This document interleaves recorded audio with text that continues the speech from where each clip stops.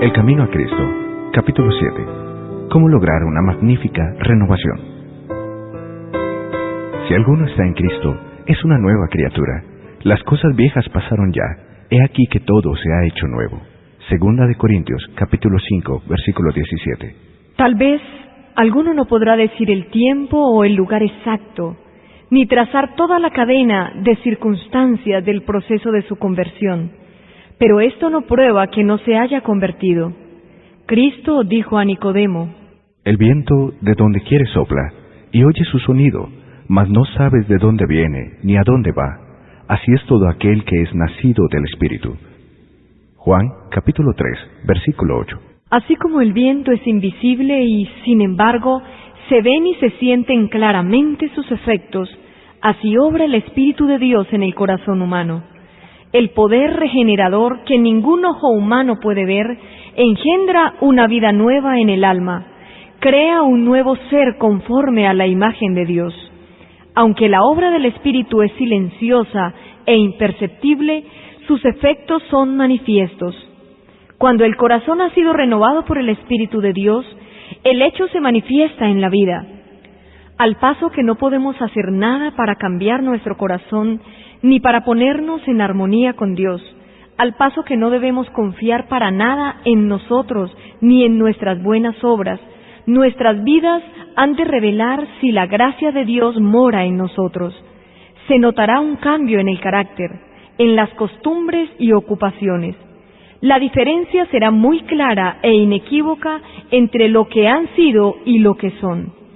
El carácter se da a conocer, no por las obras buenas o malas que de vez en cuando se ejecutan, sino por la tendencia de las palabras y de los actos en la vida diaria. Es cierto que puede haber una corrección del comportamiento externo sin el poder regenerador de Cristo. El amor a la influencia y el deseo de la estimación de otros pueden producir una vida muy ordenada. El respeto propio puede impulsarnos a evitar la apariencia del mal. Un corazón egoísta puede ejecutar obras generosas. ¿De qué medio nos valdremos entonces para saber a qué clase pertenecemos? ¿Quién posee nuestro corazón? ¿Con quién están nuestros pensamientos? ¿De quién nos gusta hablar? ¿Para quién son nuestros más ardientes afectos y nuestras mejores energías? Si somos de Cristo, nuestros pensamientos están con Él y nuestros más gratos pensamientos son para Él. Todo lo que tenemos y somos lo hemos consagrado a Él.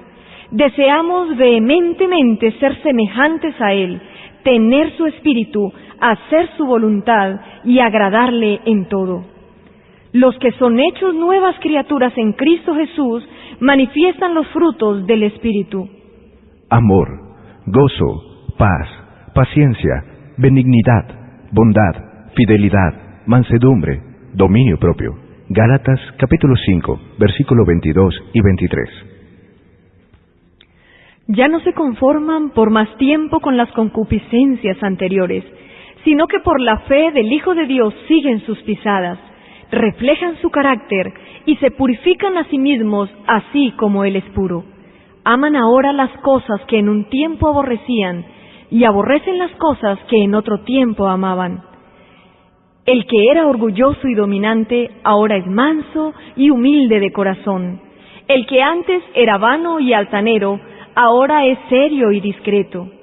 El que antes era borracho ahora es sobrio, y el que era libertino, puro. Han dejado las costumbres y modas vanas del mundo. Los cristianos no buscan el adorno externo, sino el del interior de la persona, en el incorruptible ornato de un espíritu manso y apacible, que es de gran valor delante de Dios. Primera de Pedro, capítulo 3, versículos 3 y 4. No hay evidencia de arrepentimiento verdadero cuando no se produce una reforma en la vida. Si restituye la prenda, devuelve lo que hubiere robado, confiesa sus pecados y ama a Dios y a su prójimo. El pecador puede estar seguro de que pasó de muerte a vida. Cuando venimos a Cristo como seres errados y pecaminosos y nos hacemos participantes de su gracia perdonadora, nace en nuestro corazón el amor a Él. Toda carga resulta ligera, porque el yugo de Cristo es suave. Nuestros deberes se hacen deliciosos y los sacrificios un gozo. El sendero que en el pasado nos parecía cubierto de tinieblas, ahora brilla con los rayos del sol de justicia. La belleza del carácter de Cristo se verá en los que le siguen. Era su delicia hacer la voluntad de Dios. El poder predominante en la vida de nuestro Salvador era el amor a Dios y el celo por su gloria. El amor embellecía y ennoblecía todas sus acciones. El amor es de Dios. No puede producirlo u originarlo el corazón inconverso. Se encuentra solamente en el corazón donde Cristo reina. Nosotros le amamos a Él, porque Él nos amó primero. Primera de Juan, capítulo 4, versículo 19. En el corazón regenerado por la gracia divina, el amor es el móvil de las acciones. Modifica el carácter, gobierna los impulsos, restringe las pasiones, domina la enemistad y ennoblece los afectos. Este amor, alimentado en el alma, endulza la vida y derrama una influencia purificadora en todo su derredor. Hay dos errores contra los cuales los hijos de Dios, particularmente los que apenas han comenzado a confiar en su gracia, deben especialmente guardarse. El primero, sobre el que ya se ha insistido, es el de fijarse en sus propias obras, confiando en alguna cosa que puedan hacer para ponerse en armonía con Dios. El que está procurando llegar a ser santo mediante sus propios esfuerzos por guardar la ley, está procurando una imposibilidad. Todo lo que el hombre puede hacer sin Cristo está contaminado de amor propio y pecado. Solamente la gracia de Cristo, por medio de la fe, puede hacernos santos. El error opuesto, y no menos peligroso, es el que la fe en Cristo exime a los hombres de guardar la ley de Dios, que puesto que solamente por la fe somos hechos participantes de la gracia de Cristo, nuestras obras no tienen nada que ver con nuestra redención. Pero nótese aquí que la obediencia no es un mero cumplimiento externo, sino un servicio de amor. La ley de Dios es una expresión de su misma naturaleza. Es la personificación del gran principio del amor y, en consecuencia, el fundamento de su gobierno en los cielos y en la tierra.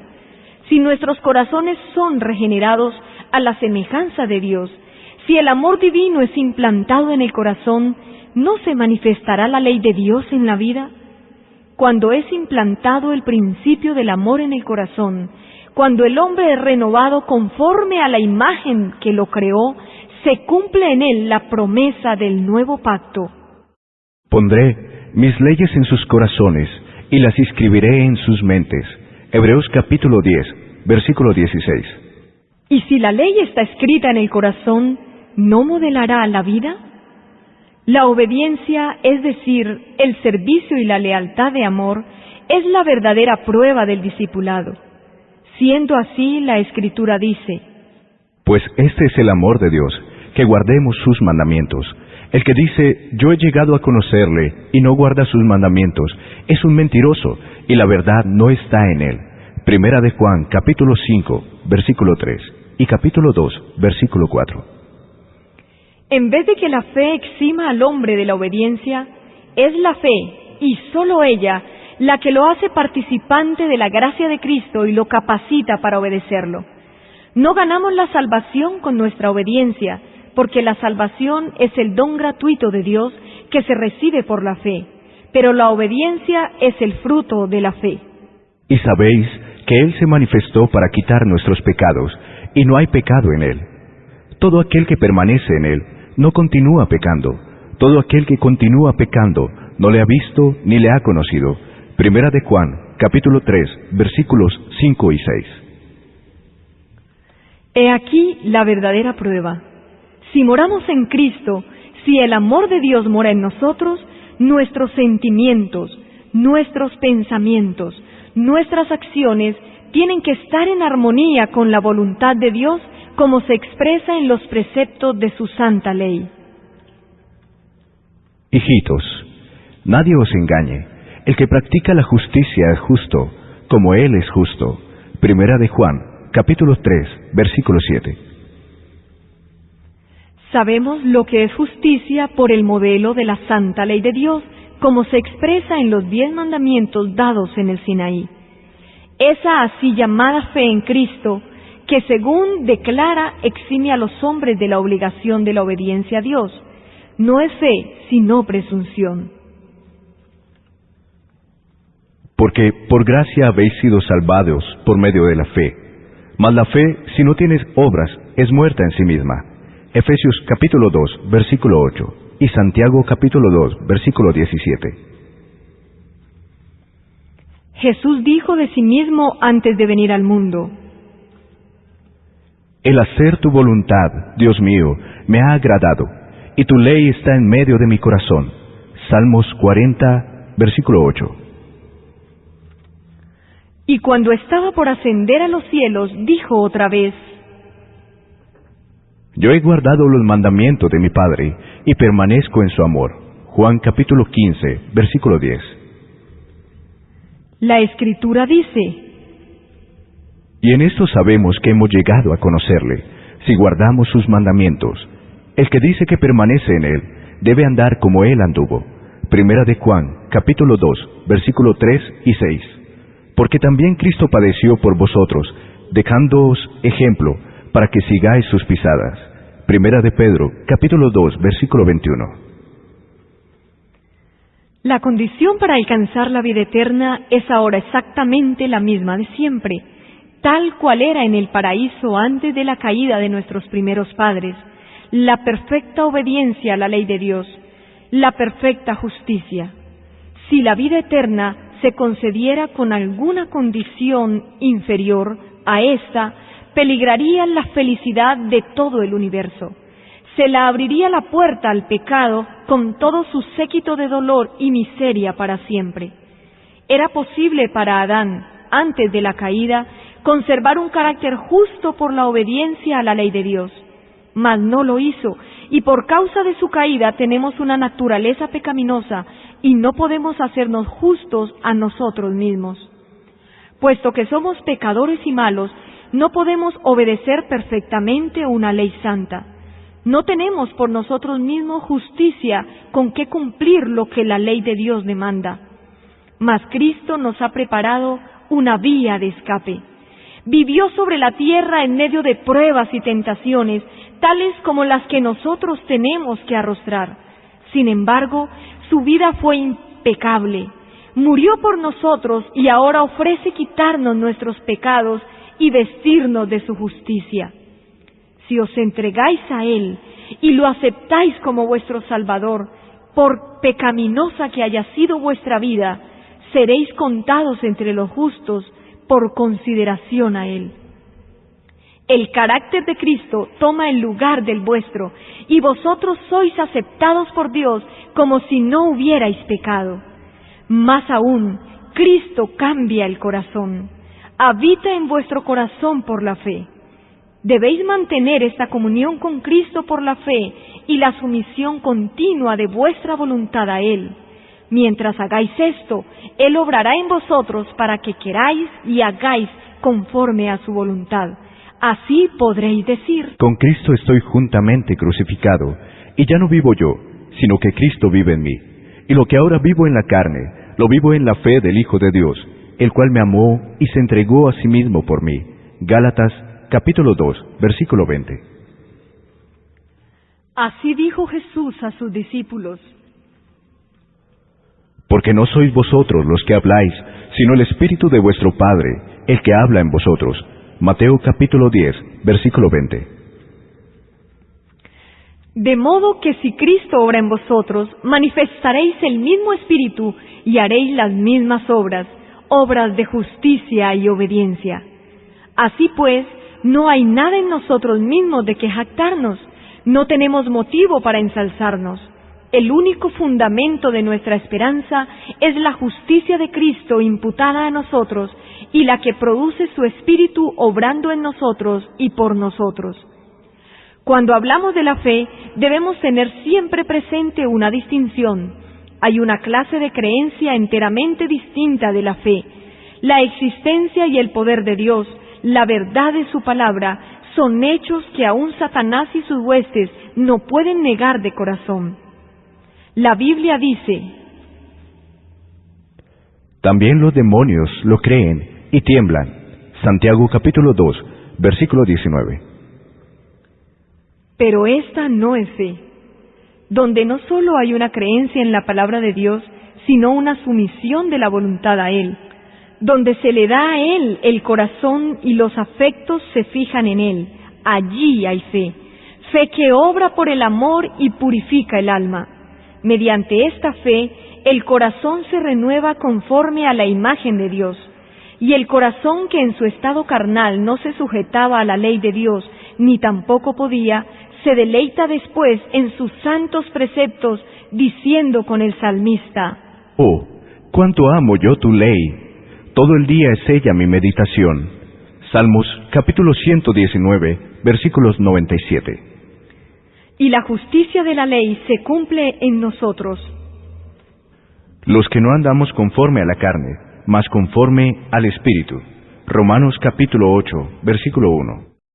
Hay quienes han conocido el amor perdonador de Cristo y desean realmente ser hijos de Dios. Sin embargo, reconocen que su carácter es imperfecto y su vida defectuosa, y están propensos a dudar de que sus corazones hayan sido regenerados por el Espíritu Santo. A los tales, quiero decirles que no se abandonen a la desesperación. Tenemos a menudo que postrarnos y llorar a los pies de Jesús por causa de nuestras culpas y errores. Pero no debemos desanimarnos. Aun si somos vencidos por el enemigo, no somos arrojados, ni abandonados, ni rechazados por Dios. No, Cristo está a la diestra de Dios e intercede por nosotros. Dice el discípulo amado: os escribo estas cosas para que no pequéis. Y si alguno peca, abogado tenemos para con el Padre, Jesucristo, el justo. Primera de Juan, capítulo 2, versículo 1. Y no olvidéis las palabras de Cristo: pues el Padre mismo os ama. Juan, capítulo 16, versículo 27. Él quiere que os reconciliéis con Él. Quiere ver su pureza y santidad reflejadas en vosotros. Y si tan solo queréis entregaros a Él, el que comenzó en vosotros la buena obra, la perfeccionará hasta el día de Jesucristo. Orad con más fervor, creed más plenamente. A medida que desconfiemos de nuestra propia fuerza, confiaremos en el poder de nuestro Redentor, y luego alabaremos a aquel que es la salud de nuestro rostro.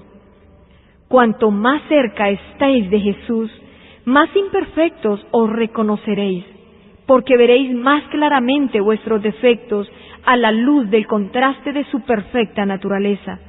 Esta es una evidencia de que los engaños de Satanás han perdido su poder y de que el Espíritu de Dios os está despertando.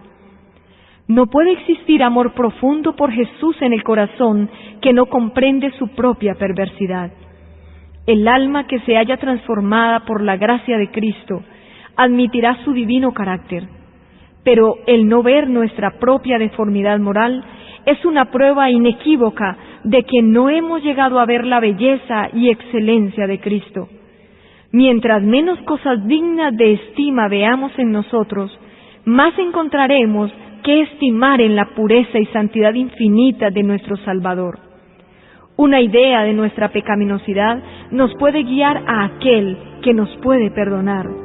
Y cuando, comprendiendo nuestra impotencia, nos esforcemos en seguir a Cristo, Él se nos revelará con poder. Cuanto más nos guíe la necesidad a Él y a la palabra de Dios, tanto más elevada visión tendremos de su carácter y más plenamente reflejaremos su imagen.